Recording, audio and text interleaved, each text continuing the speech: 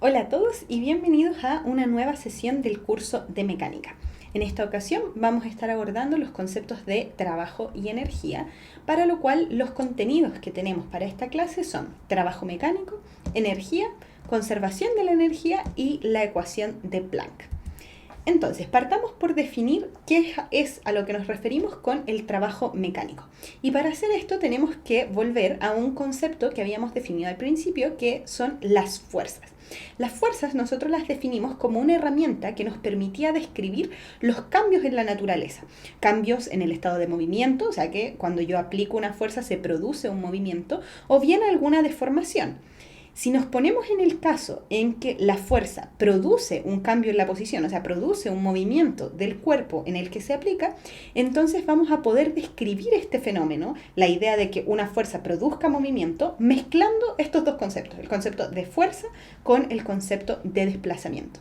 Y eso es lo que hacemos a través de el trabajo mecánico. Entonces vamos a decir que en física, si una fuerza es capaz de cambiar la posición de un cuerpo, o sea, generar un desplazamiento, al compararlo en dos instantes diferentes, entonces vamos a decir que la fuerza hizo un trabajo sobre el objeto.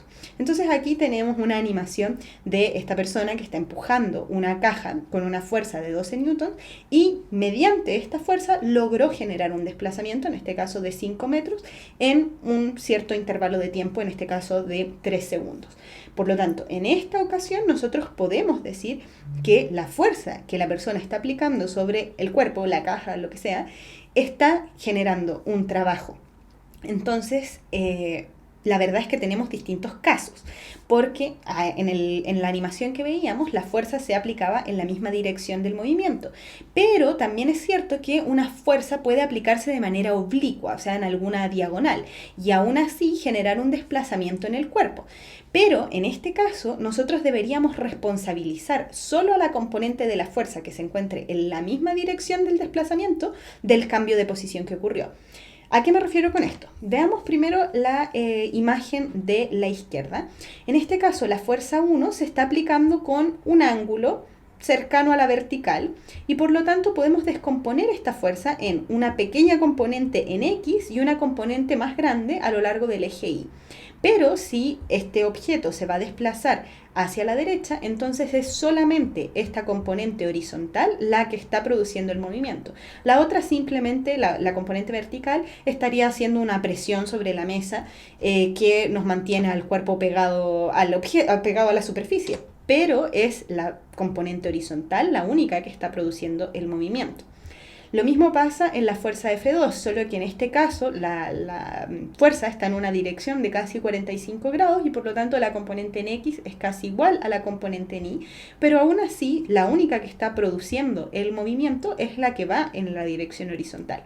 Y por último tenemos el caso de la fuerza F3, que si en este caso pensamos que el objetivo era mover al objeto hacia la derecha, entonces esta fuerza F3 no está siendo efectiva porque no tiene ninguna componente horizontal y por lo tanto esta fuerza, a pesar de que se está ejerciendo sobre el objeto, no produce movimiento y por lo tanto no produce o no ejerce ningún trabajo mecánico sobre el objeto. Entonces, aquí tenemos un ejemplo de este caballero que está tirando una maleta. Como está tirando la maleta, podemos ver que aquí tiene una fuerza F en una dirección con un cierto ángulo θ medido desde la horizontal. Y el desplazamiento que va a realizar es lo que se representa acá con esta flecha celeste. Entonces, este es el instante inicial y este es el instante final. A lo largo de todo el movimiento se estuvo aplicando la fuerza F. Entonces decimos que si bien el vector F representa la fuerza aplicada sobre el objeto, solo su componente horizontal, lo mismo que habíamos estado discutiendo recién, es la responsable de generar el cambio de posición. Entonces si aquí en verdad nosotros hacemos un triángulo rectángulo, podemos ver que el coseno de este ángulo, el coseno de θ, se escribe como la componente horizontal dividido en la hipotenusa, o sea, en el módulo de la fuerza. Y si a partir de esa expresión nosotros entonces despejamos cuánto vale la componente, nos quedaría que la componente vale el módulo de la fuerza por el coseno del ángulo. Esto aquí lo pueden repasar en los conceptos que vimos en las primeras clases de trigonometría, de cómo se descomponen los vectores. Pero entonces, con esta manera, nosotros podemos escribir la componente en la dirección del movimiento como F coseno. En este caso es la componente horizontal, pero si el desplazamiento hubiera sido vertical, entonces la verdad es que se puede hacer de la misma manera y siempre vamos a llegar al F coseno.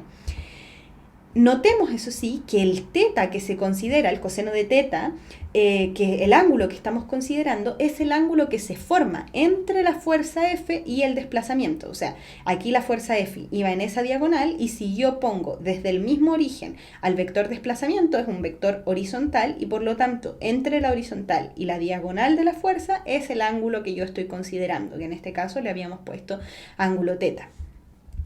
Entonces, a partir de este análisis, nosotros podemos concluir que el trabajo mecánico de una fuerza F se va a calcular como el módulo de la fuerza por el coseno del ángulo, que sería en el fondo la componente a lo largo del desplazamiento, por el desplazamiento. Pero esta expresión, esto de calcular el módulo de la fuerza por el módulo del desplazamiento por el coseno del ángulo que se forma entre los dos vectores, es la definición del producto punto o el producto escalar entre dos vectores. Y por eso es que lo abreviamos de esta manera. El vector fuerza, producto punto, hacemos un punto aquí que nos está representando la multiplicación escalar entre dos vectores, y el vector desplazamiento. Que esa operación en el fondo se calcula de esta manera. Módulo de la fuerza, módulo del desplazamiento por el coseno del ángulo entre ellos. Y podamos notar entonces que la unidad de medida del trabajo va a ser una unidad de medida de fuerza multiplicado por desplazamiento, o sea, newtons por metros. Y esa unidad es lo que se le vuelve a poner un nuevo nombre, que es joule. ¿Sí? Entonces, la unidad del trabajo mecánico es joule, que vamos a ver también que es la misma unidad con la que se mide el siguiente concepto que vamos a trabajar, que es el concepto de energía.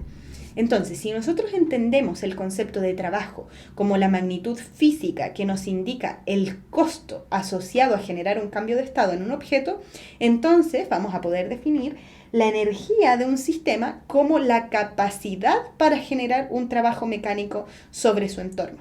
Y se mide en joules, de acuerdo al sistema internacional. ¿A qué nos referimos con esto del costo asociado? Nosotros habíamos logrado cuantificar el efecto que producía una fuerza en un cierto desplazamiento. O sea, si teníamos un trabajo cero, significa que no fue efectiva la fuerza para generar el desplazamiento y por lo tanto no hubo ningún costo para hacer ese desplazamiento para el agente que estaba ejerciendo la fuerza. En cambio, si es que el agente logró generar movimiento, entonces algo se gastó en la persona que estaba ejerciendo la fuerza. Algo se traspasó desde la persona que estaba ejerciendo la fuerza para generar el movimiento en el objeto sobre el cual se estaba ejerciendo la fuerza. Y esa cosa que se traspasa de un agente al otro, es lo que nosotros consideramos como la energía. Y es la capacidad, en el fondo, para ejercer o para generar un trabajo mecánico sobre otros objetos que están en el entorno. Entonces, el concepto de energía es algo que se ocupa en la vida cotidiana y la verdad es que existen muchos tipos diferentes de energía, como por ejemplo la energía mecánica, la energía térmica, la energía nuclear, la energía química, electromagnética, del sonido, gravitacional, cinética, potencial, ionizante. Hay muchos tipos de energía. Pero dentro del estudio de la física y dentro de lo que vamos a ver en el curso, nosotros podemos clasificar todos estos tipos de energía que existen en solo dos: las energías potenciales y las energías cinéticas. Entonces, las energías potenciales son las energías de los cuerpos que se encuentran bajo la influencia de un campo de fuerzas, aún estando en reposo. O sea, el objeto puede estar en reposo, pero aún así tener una cierta energía como en su corazón, almacenada dentro de él. Y a ese tipo de energías es a las que nos referimos cuando hablamos de energías potenciales. Ya vamos a ver algunos ejemplos de energías potenciales para que se entienda mejor a qué nos referimos. Y el otro tipo de energía que tenemos es la energía cinética, que la energía cinética se asocia a los cuerpos que se encuentran en movimiento, no a los que están en reposo. Un objeto que está en reposo tiene cero energía cinética, pero si se está moviendo, entonces tiene una cierta energía asociada, que es la que se conoce como energía cinética. Y bueno, que algo se encuentre o no en movimiento depende del sistema de referencia desde el cual yo lo estoy observando. Entonces, algunos tipos de energías. La energía potencial, existen de muchos tipos, pero las dos que vamos a trabajar en el curso son la energía potencial gravitatoria y la energía potencial elástica. La energía potencial gravitatoria la sienten todos los cuerpos que aún estando en reposo están dentro de un campo de fuerzas gravitatorios, o sea, todos nosotros estando en la superficie terrestre, ¿sí? Porque la Tierra nos mantiene atrapados, no nos deja irnos del planeta. Y por lo tanto nosotros mantenemos una cierta energía. Cualquier objeto que se eleve por sobre la superficie terrestre tiene la tendencia a caer. Entonces, a pesar de que pueda estar en reposo a una cierta altura, en el instante en el que yo lo suelte, va a ganar energía cinética y va a caer hacia la superficie terrestre. Entonces, la energía no se crea de la nada. Esa energía cinética que el cuerpo luego adquiere cuando se deja caer es una transformación de energía, de una energía que él tenía dentro, el objeto, guardada por el hecho de haber estado dentro del campo gravitatorio. Y eso es a lo que nos referimos con la energía potencial gravitatoria, que se calcula como m por g por h, siendo m la masa del objeto, g la aceleración de gravedad, los 9,8 metros por segundo cuadrado, y h la altura a la que se encuentra el objeto en estudio por sobre la superficie terrestre, o bien por algún cero que uno establezca, que uno diga de aquí hacia arriba es valores positivos y de aquí hacia abajo valores negativos. Eso lo podemos ver en algunos ejercicios para que se entienda bien cómo se calcula esta energía potencial gravitatoria. Y otro tipo de energía potencial es la energía potencial elástica, que se calcula como un medio de la constante elástica de un resorte por la deformación al cuadrado que esté sufriendo esto. La potencial elástica está asociado a la fuerza elástica, donde se pueden estudiar resortes o elásticos o objetos deformables. Entonces, cada vez que un objeto como un resorte, por ejemplo, está elongado o está comprimido, tiende a volver a su largo original, a su largo natural.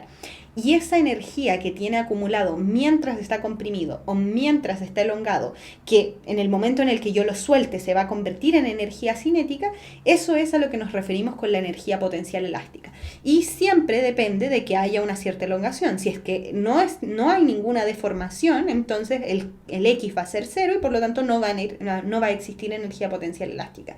Pero siempre que tengamos o una compresión o una elongación del resorte o del elástico en estudio, entonces vamos a tener presente una energía potencial elástica.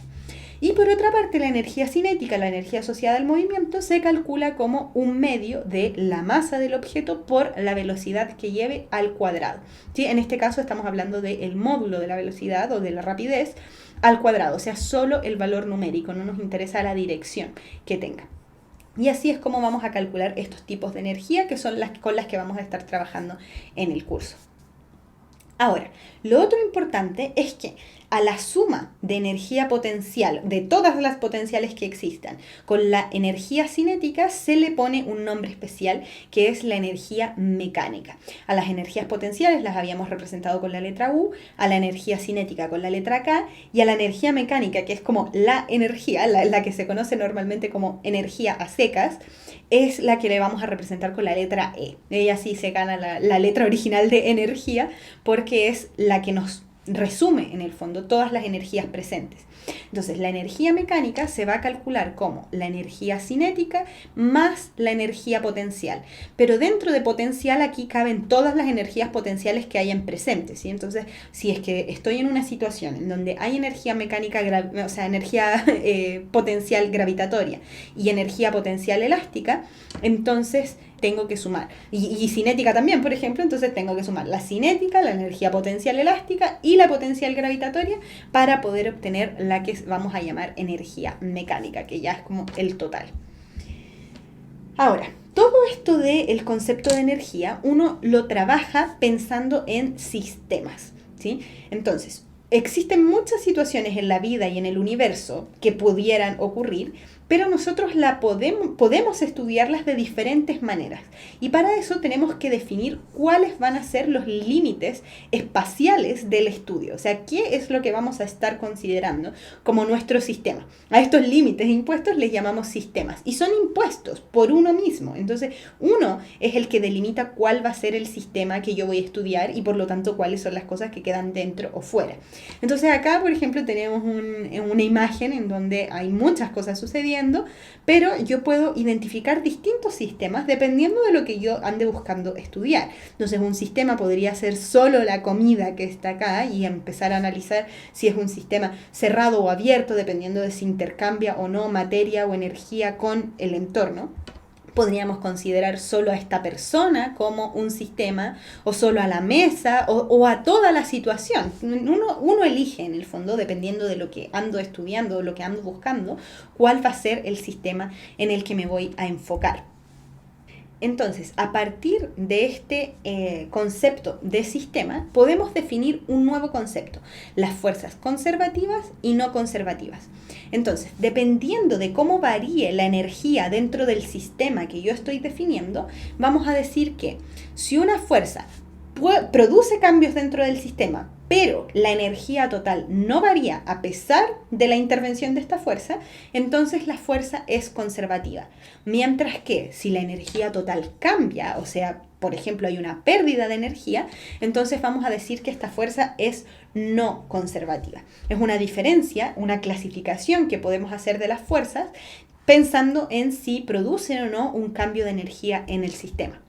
Entonces, veamos un ejemplo de dos situaciones en donde hay fuerzas conservativas y no conservativas actuando. En este ejemplo tenemos un péndulo en el cual solo hay fuerzas conservativas actuando y por lo tanto la energía del sistema siempre se conserva, se mantiene igual y por lo tanto el movimiento va a perdurar por siempre, porque nunca se nos va a gastar la energía cinética ni potencial que se está aquí transformando para frenar el movimiento.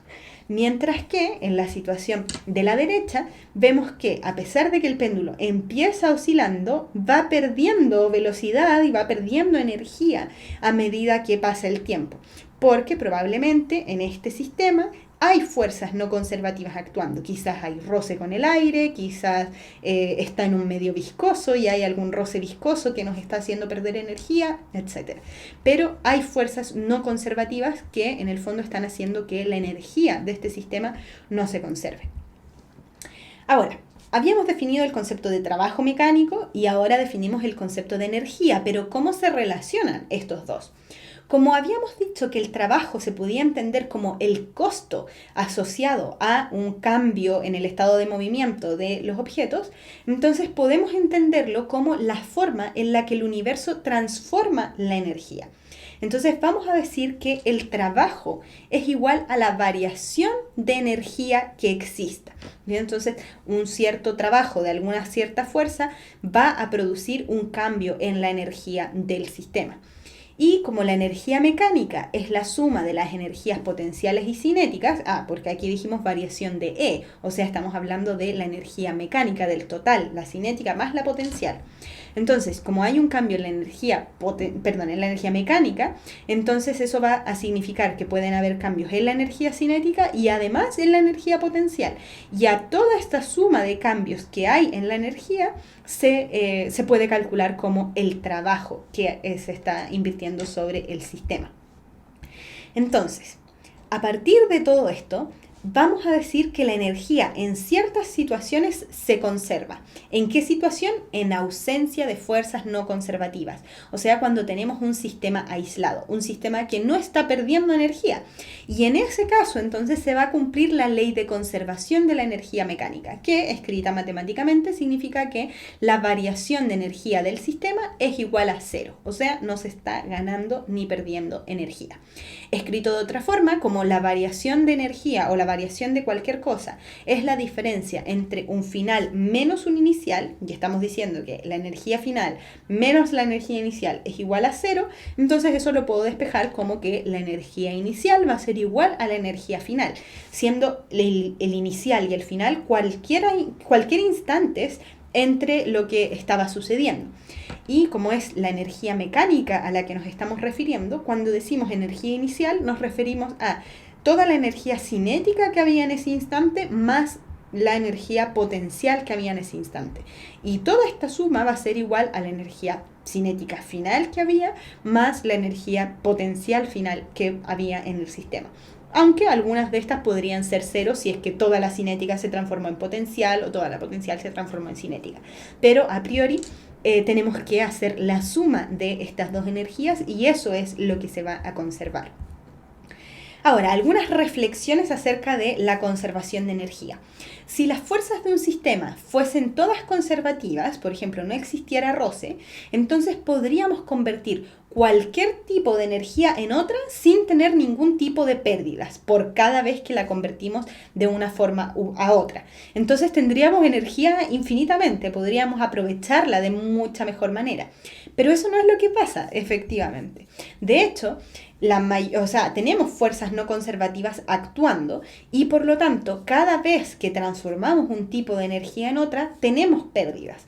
Por calor, por el roce. El roce en el fondo también se puede entender como un calor, pero cada vez entonces que vamos haciendo alguna transformación entre los tipos de energía, vamos a tener cierta cantidad que se dispersa y por lo tanto la vamos a ir perdiendo.